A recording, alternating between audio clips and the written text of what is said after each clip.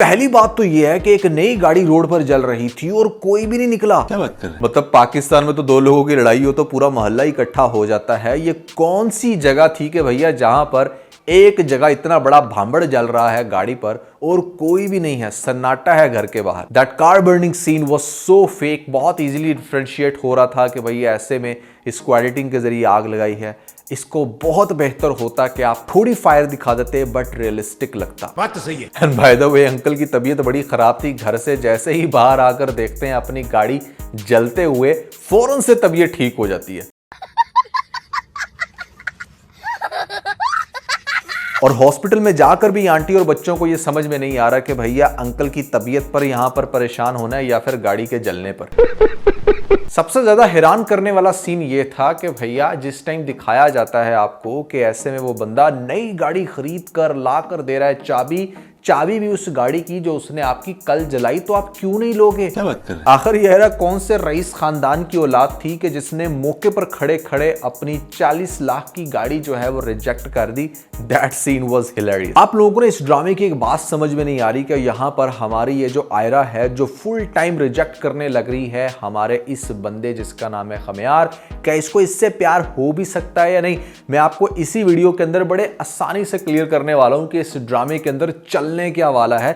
आने वाली एपिसोड में वो कौन सा धमाका है जिसको देखकर आप बहुत ही ज्यादा हक्के बक्के रह जाओगे। लेकिन अभी हम थोड़ी सी मजीद खोज लगाते हैं कि हमारे इस खमियार कैरेक्टर के साथ चल क्या रहा है। देखें, पहले तो आप इसकी पर्सनालिटी को अंडरस्टैंड करें। एक वो लड़का जिसके सराउंडिंग में बेतहाशा लड़कियां हैं, ड्रामे के अंदर 4-5 ही दिखाई है जिनको वो बार बार रिजेक्ट करता है और वो फिर ढीटों की तरह उसी के क्लब में आके दोबारा से नाच रही हो। वैसी कंडीशन में जिसको इतनी ज्यादा अटेंशन मिल रही हो, जिसके पास हर स्वाइप पे एक नई लड़की आ रही है, तो वहां पर उसको मिली है एक ऐसी लड़की जो उसके मुंह पर थप्पड़ मारती है, जो उसकी गाड़ी पंक्चर करती है, जो उससे उसकी गाड़ी 1 सेकंड में ले लेती है और यहां पर फिर उसी की गाड़ी मुंह पर मारती है।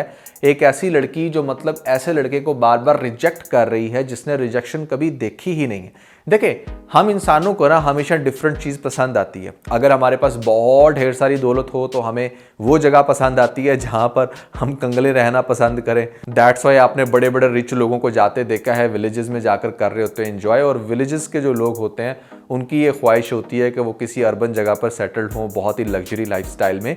इसी तरह ह्यूमन नेचर ये हर जगह सेम ही चलती है। अगर आपके सराउंडिंग में बहुत लड़कियां हैं, हर कोई आपको घास डाल रही है, तो आपको इवेंचुअली वो लड़की पसंद आएगी जो लड़की आपको घास नहीं डाल रही या जो लड़की आपको मुंह पर जवाब दे रही है। ये तो है भैया नेचर की बात। लेकिन इस ड्रामे के अंदर उल्टी गंगा बह रही है। अब थोड़ा सा गौर से समझें। ये जो बंदा है ना, एक तो इसके साथ ये प्रॉब्लम है कि इसको कोई समझ में नहीं आ रही। दूसरी प्रॉब्लम है इसका ईगो। अगर आप थोड़ा सा गौर करें, जिस टाइम भी इसको फ्लैशबैक में जाते हुए दिखाया जाता है या जिस टाइम भी इसको ये सोचते हुए दिखाया जाता है कि इसने उसके साथ क्या करना है, तो वहां पर कोई नेगेटिव पॉइंट ही होता है। जैसे इसने उसकी गाड़ी जलाई तो इसके माइंड में ये आया कि भैया अब इसको सुकून मिलेगा उसकी गाड़ी जलाकर। जब इसने जला दी उसकी गाड़ी तो फिर ये देखा कि वो लड़की आकर उसको मुंह पर थप्पड़ मार देती है। अब आपको लग रहा होगा कि ऐसे में उसने बड़ी सिंपैथी में आकर या फिर इस चीज में आके कि हाय हाय बड़ा गलत हो गया इसके साथ, इस वजह से उसको नई गाड़ी लेकर दी। ना, ऐसा कुछ भी नहीं है। वो अपना थप्पड़ का बदला और बड़े तरीके से लेना चाहता है। इसीलिए उसने ये नहीं सोचा कि गाड़ी कितने की आ रही है, फौरन से बाप के अकाउंट से पैसा निकालकर गाड़ी भी उसके देकर मुंह पर मारी। और चाहता सिर्फ फ्रेंडशिप है, क्योंकि उसको ये बात बहुत अच्छे से पता है कि किसी भी लड़की को तोड़ने के लिए सबसे बेहतरीन तरीका यह है कि उसके साथ प्यार का टोपी ड्रामा रचाओ और उसके बाद उसको ऐसी जगह पे लाके मारो जहां पर बेचारी को पानी भी ना मिले। और वही करने वाला है हमारा खमियार इस लड़की के साथ। आप लोग देखोगे कि यहाँ पर प्यार का ऐसा नाटक रचाएगा आने वाली हर एपिसोड में। जिस तरीके से उसके घर के बाहर वेट कर रहा है, कभी उसको किसी तरह से प्रपोज करने की कोशिश कर रहा है। अगर कोई मिस्टेक भी होती है तो अपनी SUV लेकर जाकर उसको फुल टाइम बैलून्स के साथ सजाकर सॉरी लिखकर उसको ऐसे कन्विंस करेगा कि लड़की को लगेगा कि मतलब ये तो भाई पागल है मेरे पीछे। क्योंकि जितनी मर्जी लड़की सीधी हो जाए, किसी एक पॉइंट पर आकर आपके साथ कन्विंस हो ही जाती है और वो ये होगी। नेक्स्ट एपिसोड में या फिर उससे अगले एपिसोड में आपको दिखाया जाएगा कि जिस टाइम वो इसको बिल्कुल भी घास नहीं डाल रही तो ये फेक एक्सीडेंट का बहाना मिलाएगा। क्योंकि किसी भी तरह से अगर लड़की लड़की नहीं मान रही तो ऑब्वियसली सिंपैथी भी तो मान ही जाएगी। तो फेक एक्सीडेंट करवा कर किसी तरीके से इंफॉर्मेशन पहुंचाएगा कि उसने खुदकुशी करने की कोशिश की है और वो फलां हॉस्पिटल में है, उसकी आखिरी बात आकर सुन लो। और वो जब आएगी वहां पर देखेगी कि मतलब फुल टाइम पट्टियों से वो लिपटा हुआ है, तो वो एक ही रिक्वेस्ट करेगा दोबारा से कि मुझे तुमसे दोस्ती करनी है। दोस्ती तो एक नाटक है, असल में तो उसको इस तरफ लाना है कि हाँ पहले दोस्ती फिर प्यार, और वो वही सब कुछ करेगा। इवन दो के बाप बहुत ज़्यादा उसको ये समझाने की कोशिश करता है कि तुम इस लड़के को अवॉइड करो, पहले दिन से ही उसको ये समझा रहा था। लेकिन ना हमारी इस आयरा लड़की को जो कैरेक्टर दिखाया गया, खाम खा की चुल होती है लड़कियों को ओवर स्मार्ट बनने की, यहाँ पर बदला लेने की, कि जैसे भैया अगर तेरे भाई की गलती थी तो ऐसे में बदला किस बात का, तूने खाम खा उसका नुकसान किया, उसने तेरा नुकसान किया, अब नुकसान के बदले फिर मजीद नुकसान, और फिर इस तरीके से अब वो भी अपनी ईगो के अंदर है। लेकिन इसको ये बात समझ में नहीं आएगी। मुझे पर्सनली ऐसा लगता है कि इस ड्रामे के अंदर जो सबसे बड़ा ब्रेक थ्रू होगा वो उस टाइम पर दिखाया जाएगा जिस टाइम इन दोनों की दोस्ती बड़ी गहरी हो जाएगी और मामला होगा बड़ा सीरियस। ऐसे में आपको दिखाया जाएगा कि हमारी आयरा को फाइनली इससे प्यार तो हो गया, लेकिन उसके दिमाग में कुछ और ही खिचड़ी चलने लग रही है। जिस शख्स को इसने 2 दफ़ा थप्पड़ मारा, जिस शख्स को इसने सबके सामने जलील किया, जिसको इस चीज़ का बड़ा गुमान था कि लड़कियां होती हैं उसके आगे पीछे, वहाँ पर इसने उसको बार बार ठुकराया, तो ये उसको तोड़ने के लिए सबसे भयानक हरबा अपनाएगा।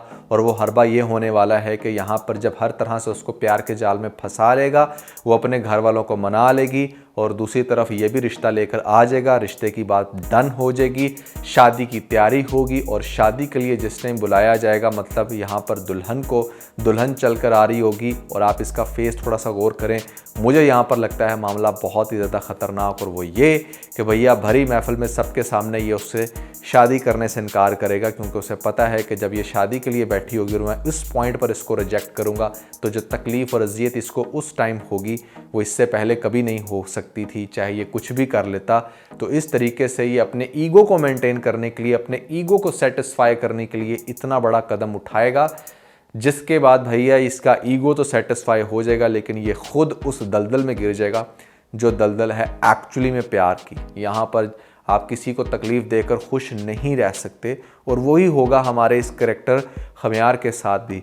इसके बाद जब सारे रास्ते बंद हो जाएंगे, एक लड़की जिसको पहले ही कन्विंस करना बड़ा मुश्किल था, आपने दुनिया के सारे हरबे अपनाकर उसका दिल जीता, उसको शादी तक लेकर आए, अब जब आपको एक्चुअली में प्यार हो गया तो सोचो कितना मुश्किल है ये उस लड़के के लिए भी उसको ये बताना कि मेरी ज़िंदगी है तू। एंड दैट्स वाई इस ड्रामे का नाम रखा गया है मेरी ज़िंदगी है तू, क्योंकि इसके अंदर कुछ ऐसे ही इमोशनल सीन होंगे कि मतलब आगे जाकर शायद ये उसकी पूजा भी कर लेना तो फ़ौरन से वो नहीं मानेगी, क्योंकि उसको बहुत बुरे तरीके से वो ठुकरा चुका है। और दूसरी तरफ उसके पेरेंट्स भी लाइक नहीं करते, तीसरी तरफ इसके अपने पेरेंट्स भी इसको लाइक नहीं करते, और उसके पेरेंट्स तो हैं ही बड़े इरिटेटिंग। दौलत ही सब कुछ नहीं होता भैया, यहाँ पर रिश्तों के अंदर अच्छा मेल मिलाप और आपस का अच्छा बर्ताव जो है ना वो बहुत ज़रूरी होता है, जो कि इसके अपने पेरेंट्स के साथ भी नहीं है। तो it's going to be very complex love story, जहां पर आपको बहुत सारे इंटरेस्टिंग सीन अभी पहली ही एपिसोड से देखने को मिले हैं, और आने वाली एपिसोड में तो मज़ीद इन सीन्स की भरमार है। ओवरऑल मुझे एक्टिंग बहुत सुपर्ब लगी, स्पेशली अगर मैं आपको पॉइंट आउट करूँ वो सीन जहाँ पर ये कैफेटेरिया में बैठी होती है और आ जाता है हमारा खमियार, आकर उसको जिस तरीके से प्रपोज करता है, और आगे से हानिया आमिर के जो फेस एक्सप्रेशन थे, जिस तरीके से वो उसको रिस्पॉन्ड कर रही थी, दैट वाज सो नेचुरल। एक लग रहा था कि एक लड़की फुल अपने कैरेक्टर के अंदर इंजेक्ट है और वो बहुत अच्छे से अपना एक्ट परफॉर्म कर रही है। और ऑन दी अदर साइड यहाँ पर हमारा जो बिलाल अब्बास है वो तो वैसे ही क्यूट एक्टिंग का किंग है, और वही कर रहा है इस ड्रामे के अंदर भी। तो ओवरऑल बड़ा अच्छा कॉम्बो है, दोनों का जो कपल है ना वो बड़ा कमाल का, बड़ा सुपर्ब करके उभरेगा। देखते हैं कि भैया किस लेवल की टॉक्सिसिटी रखते हैं वो इस ड्रामे के अंदर। अगर बहुत ज़्यादा ही रिजेक्शन खेलेंगे तो आई बिलीव के ड्रामा बोर हो जाएगा, but it's too early to say, क्योंकि अभी तो 2 एपिसोड्स आई हैं। हाँ, 10-15 एपिसोड्स के बाद हम इस नतीजे पर आएंगे कि ड्रामे के अंदर किस लेवल का टॉक्सिक लेवल है। अच्छा, एक और बड़ी इंटरेस्टिंग बात है इस ड्रामे की, शायद आप लोगों ने गौर नहीं किया, वो ये कि इस ड्रामे के अंदर जो लीडिंग में हमारे पास एक्ट्रेस हैं दैट इज़ हानिया आमिर, और जो OST सॉन्ग हुआ है वो हुआ है आसिम अजहर की तरफ से, जो हानिया आमिर के एक्स आप कह लें कि बॉयफ्रेंड थे, और बड़ी कंट्रोवर्सीज चलती रही हैं दरमियान में। It's also very painful to hear, आप जिस प्रोजेक्ट पे काम कर रही हैं वहाँ पर उसका जो टाइटल सॉन्ग है वो आपके एक्स ने सिंग किया है। तो मैं कभी कभी सोचता हूँ कि यार ये जो एक्टर एक्ट्रेसेस लोग हैं ये अपने इमोशंस पर मतलब कैसे कंट्रोल कर लेते होंगे, जहाँ पर आपकी किसके साथ क्या हिस्ट्री रही है, और फिर आपका काम भी ऐसा है कि आपने एक अनदर लव स्टोरी पे काम करना है फेक प्रिटेंड करके, तो it's seriously a very hard job. आपको अपने इमोशंस पर कंट्रोल करके रियलिस्टिक एक्टिंग करना, इट्स नॉट दैट ईजी जितना आप सोचते होंगे। सो कैसा लग रहा है आपको ये ड्रामा, कैसी लग रही है आपको पहली 2 एपिसोड्स, आपने कमेंट्स के अंदर मुझे ज़रूर बताना है। और उसके अलावा आपने ये भी बताना है कि भैया रिव्यू के अंदर ऐसी कौन सी इंपॉर्टेंट चीज़ है जो आप चाहते हो कि मैं ज़रूर डिस्कस करूं। एक तो हो गया कि मतलब ड्रामे के अंदर जो भी मिस्टेक्स होती हैं या जो भी इंटरेस्टिंग सीन्स होते हैं वो, प्लस ये भी मैं बताता हूँ कि भाई आने वाली एपिसोड में क्या होगा, स्टोरी कैसी चल रही है। इसके अलावा ऐसा कौन सा पॉइंट है that you guys really want me to discuss in the review, तो आपने वो भी मुझे कमेंट्स में ज़रूर बताना है। इसके अलावा अगर आप लोगों ने हमारा लेटेस्ट टीवीसी नहीं देखा तो ऊपर आपको लिंक मिल जाएगा, जल्दी से लिंक पे क्लिक करके वीडियो देख के अपना फीडबैक मुझे ज़रूर दीजिए।